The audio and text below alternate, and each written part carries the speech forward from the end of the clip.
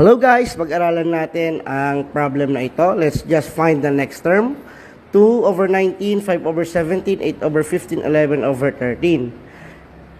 Yung ganitong sequence ay isa pa rin siyang uri ng number sequence, though nasa form siya ng fraction.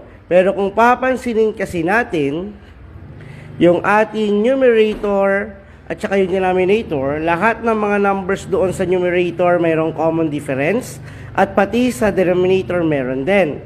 So 2 and 5 plus 3 ang ating rule.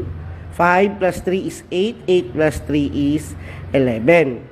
19, 17 minus 2 again to make it 15 minus 2 to make it 13.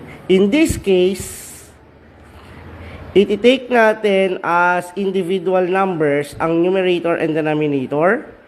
11 plus 3, susundan natin yung sequence, is 14. 13 minus 2 is 11. Okay?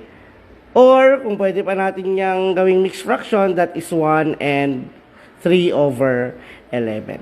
So, ganyan natin sinosolve ang mga number sequence. Normally, nakikita natin to sa mga civil service exam.